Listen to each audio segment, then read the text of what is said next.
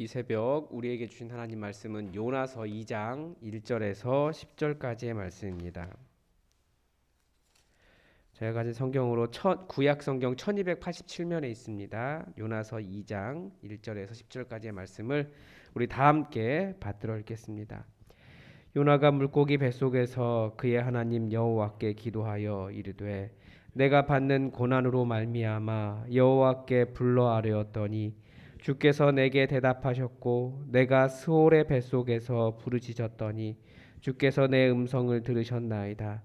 주께서 나를 깊음 속 바다 가운데에 던지셨으므로 큰 물이 나를 둘렀고 주의 파도와 큰 물결이 다 내 위에 넘쳤나이다.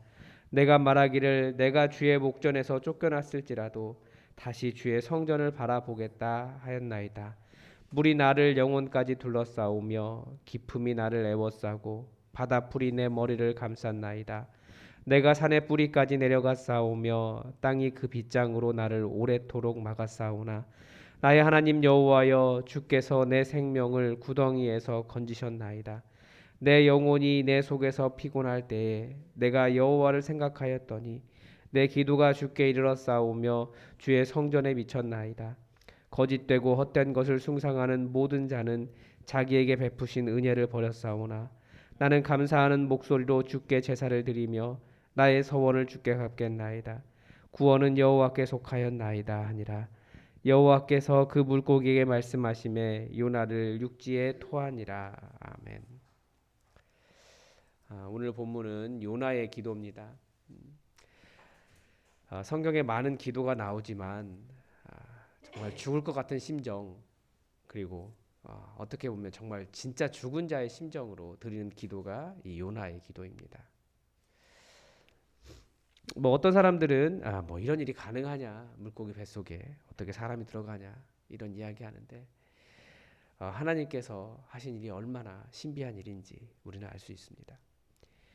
우리가 어제 본문 요나서 1장을 통해서 요나가 물고기 뱃속에 들어가게 된 과정을 보았습니다.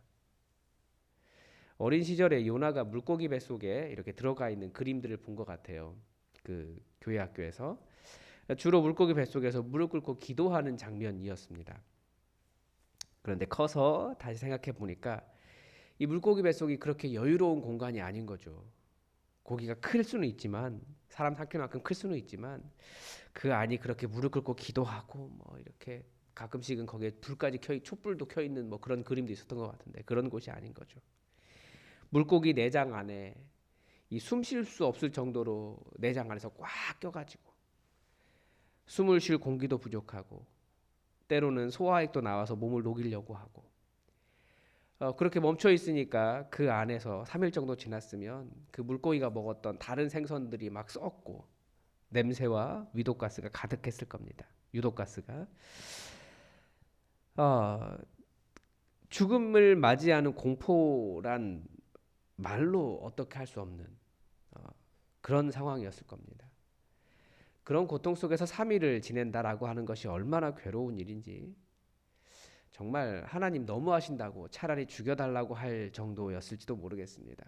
그런데 우리 한번 생각해 봅시다. 요나의 뱃속이 고난이었을까요? 아니면 하나님의 은혜였을까요? 그 상태가 얼마나 힘들었는지 요나는 이렇게 표현합니다. 물이 나를 영혼까지 둘러싸오며 깊음이 나를 애워싸고 바다불이 내 머리를 감쌌나이다. 내가 산의 뿌리까지 내려갔사오며 땅이 그 빗장으로 나를 오래도록 막았사오나. 저는 수영을 좀 합니다. 어릴 때부터 물속에서 하루 종일 놀았기 때문에 여름이 되면 정말 방학 내내 놀았던 것 같아요. 물속에서 물을 정말 좋아합니다. 그런데 어느 날 그 워터파크라고 하나요? 거기서 물놀이 기구를 들어갔다가 죽음이 뭔지 경험했어요. 물놀이 기구에서 이렇게 안에 들어가면 한 2바퀴 정도 돌다가 나와야 되는데 한 3바퀴 4바퀴를 도는데 안 빠져나가는 거예요. 그런데 순식간에 어떤 공포가 확 올라오더라고요. 왜냐하면 그 물속에서는 제가 제 마음대로 할 수 있는 게 아니었어요.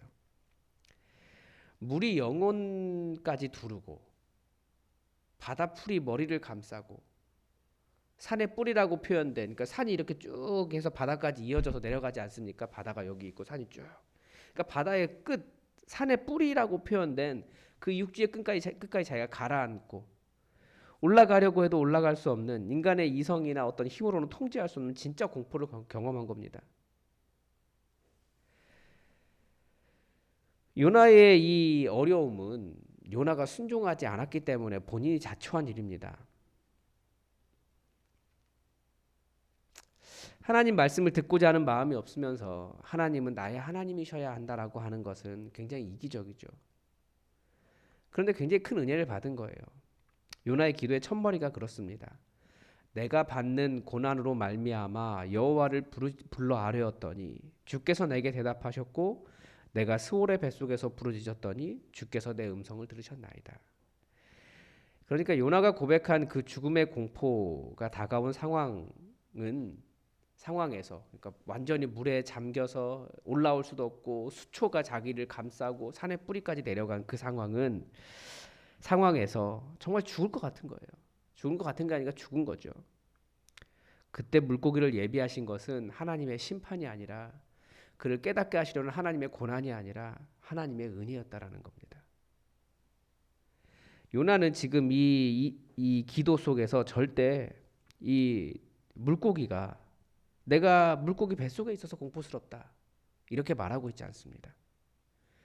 우리는 그냥 가볍게 물고기 뱃속이 고난이라고 생각하지만 오히려 물고기가 자신을 삼킨 것은 고난 가운데서 부르짖었을 때 물에 빠져 죽어가는 자기를 살리신 부르짖을 때 응답하신 하나님, 스올의 뱃속에서 부르짖을 때 자기의 음성을 들려주신 하나님의 은혜라고 고백하며 하나님의 은혜에 감격하고 감사하고 있는 상황인 겁니다.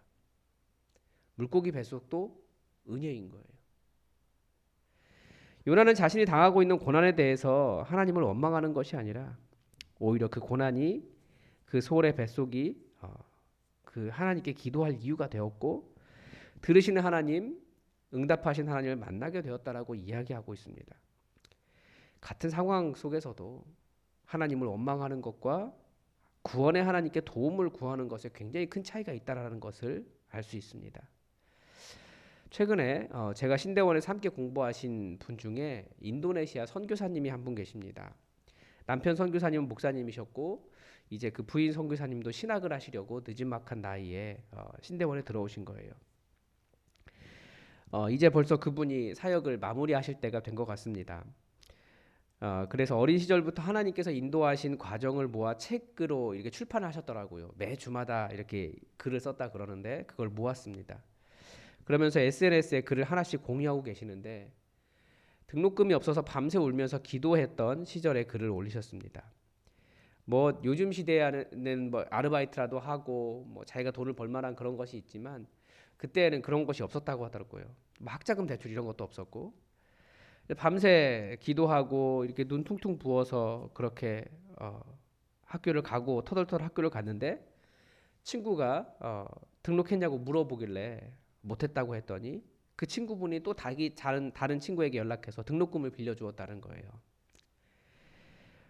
저도 등록금 달라고 기도해 본 적이 정말 많은데 결국 최종까지 하나님은 이런 식으로 안 주시는구나 라고 해서 학자금 대출을 했고 신대원 학자금을 다 갚은 지가 한 2년도 안 되는 것 같아요. 이제는 아들 대학 들어갈 때까지 대학원 학자금을 갚아야 됩니다. 그런데 이 선교사님의 기도와 저의 기도의 큰 차이를 제가 그 글을 읽으면서 깨달았어요. 저는 하나님 왜 이렇게 가난하게 하시고 왜 이렇게 노력해도 계속해서 물에 빠지는 것 같고 이렇게 안 되게 하십니까? 순수하게 정말 도움을 주시는 하나님께 도움을 구하기보다 저는 하나님을 향한 원망이 더 컸던 거예요. 왜 우리 아버지는 목사가 되셔서 아무도 안 가려는 곳에 가시고 이렇게 아들의 삶을 힘들게 하시냐고 원망을 많이 했습니다. 그래서 주변에 학자금 대출을 하지 않아도 되는 사람들이 너무나 부러웠죠, 저는. 그런데 반대로 이 선교사님의 기도에는 어떤 원망보다는 순수하게 하나님의 은혜를 구하며 하나님만이 진짜 구원자이십니다 라고 하는 절대적인 신뢰가 있었다는 것을 깨달았습니다. 요나는 그 바다 깊은 곳에 빠져 들어가는 공포 속에서, 그리고 그 물고기 뱃속에서 어떤 자세였을까요? 성경은 요나가 하나님을 원망하기보다 하나님께 부르짖고 여호와의 이름을 부르며 하나님의 은혜를 구하고 하나님만이 살리신다는 믿음을 일관되게 고백하고 있었습니다. 우리는 하나님 왜 그러십니까? 자꾸 하나님의 뜻을 물으며 하나님을 원망할 때가 더 많고, 하나님 좀 해명해 보시라고요, 하나님께 따지는 자세가 더 많은데, 하나님은 그런 분이 아니에요. 요나의 고백을 다시 들어보겠습니다. 7절부터 9절 말씀입니다. 내 영혼이 내 속에서 피곤할 때 내가 여호와를 생각하였더니 내 기도가 주께 이르렀사오며 주의 성전에 미쳤나이다. 거짓되고 헛된 것을 숭상하는 모든 자는 자기에게 베푸신 은혜를 버렸사오나 나는 감사하는 목소리로 주께 제사를 드리며 나의 소원을 주께 갚겠나이다.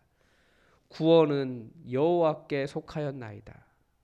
내 영혼이 내 속에서 피곤할 때 완전히 다 죽었다라는 거예요. 이게 지금 그 이렇게 혼미해가지고 완전 쓰러져가지고 자기 정신을 다 잃었다라는 그런 표현입니다. 아직 하나님을 원망할 수 있다라는 것은 덜 죽은 겁니다. 완전히 죽어서 이제 다 포기한 거예요. 포기가 내가 포기하고 싶어서 포기한 게 아니고 그냥 죽은 거예요. 그런 상황 속에서 그런 모든 희망마저 다 놓았을 때, 자동적으로 포기가 됐을 때 하나님께서 물고기로 그를 건져주신 겁니다. 이건 은혜였고 감사합니다 고백하며 제가 이제 주님 말씀 잘 들을게요 라고 하면서 서원을 했다라는 거죠. 구원은 누구에게 있습니까? 우리 하나님 여호와께 있습니다.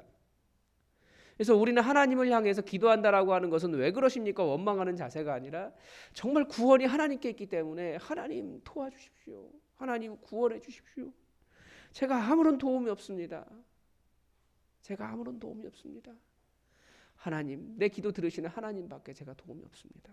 정말 순수하게 주님을 찾는 마음이 바로 하나님을 바라보는 마음입니다. 우리는 하나님이라는 말이 여호와 하나님을 의미하는 당연한 단어입니다. 그런데 여러 번 말씀드렸는데요, 구약 성경에서 하나님이라고 하는 단어와 여호와라고 하는 단어가 같은 의미가 아닙니다. 구약의 시대는 지금도 그렇지만 신들의 세상 아닙니까? 신의 여러 이름들이 있어요. 여러 신들이 엄청 많습니다.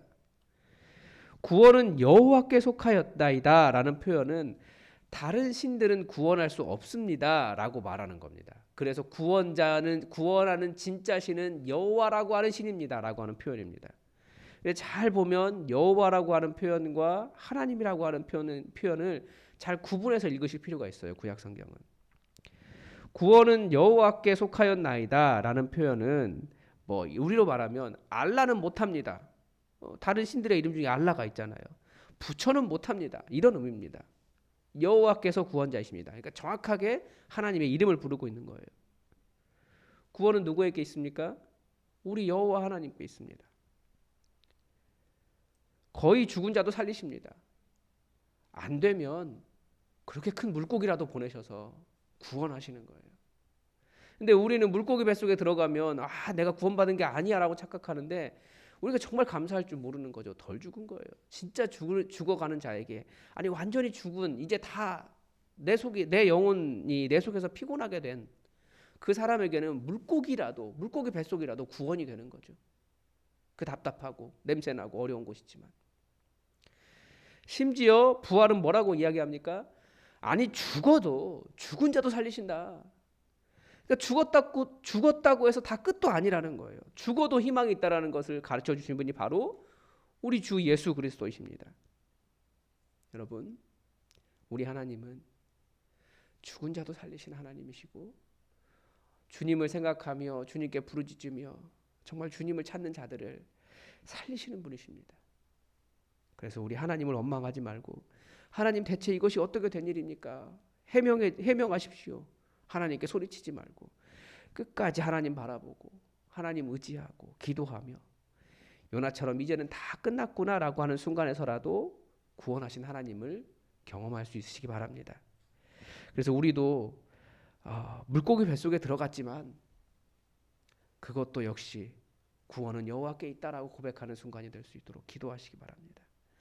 끝까지 우리 하나님은 구원자이십니다. 우리 여호와 하나님은 구원자이십니다. 우리가 그 자세로 주님 바라보고 주님의 구원을 경험할 수 있기 바랍니다. 기도하겠습니다.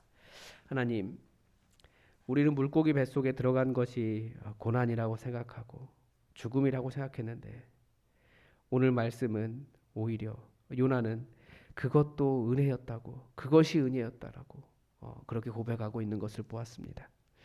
하나님, 우리 많은 고난 속에서 정말 힘들 때 내 영혼이 내 속에서 피곤해지는 상태가 되는데 그때 우리를 살리시는 우리가 여호와를 생각할 때 우리를 살리시는 하나님을 만날 수 있도록 우리와 함께하여 주시고 그 전에 그런 일을 당하지 않고 있는 지금 이 상황이 얼마나 감사한 일인지 감사하며 주님의 뜻에 먼저 순종할 수 있는 귀한 믿음을 갖게 하시되 주님 그래도 고난 중에서 주님께 부르짖으며 살려달라고 말하는 모든 자를 기억하여 주시고 물고기라도 예비하셔서 주님 구원하여 주시고 살려 주시옵소서.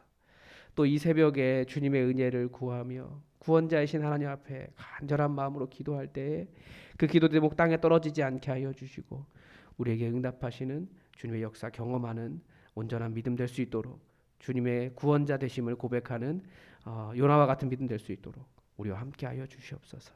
이 새벽이 주님의 은혜로 넘치며 주님을 바라보는 기쁨으로 가득 차기를 원하며 예수님의 이름으로 기도드립니다. 아멘. 여러분, 오늘은 이제 광고를 한 가지 드리면 지난 사순절 동안 계속 토요일에 새벽 기도를 해왔는데 내일은 새벽 기도가 없습니다. 여러분 착오 없으시기 바라고 그리고 이제 주일을 준비해야 됩니다.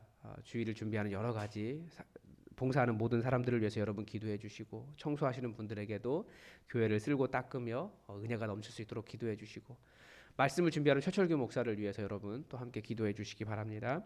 그리고 여러분의 기도 제목 가지고 간절히 기도하시기 바랍니다.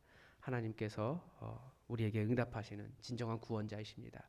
다 함께 기도하겠습니다.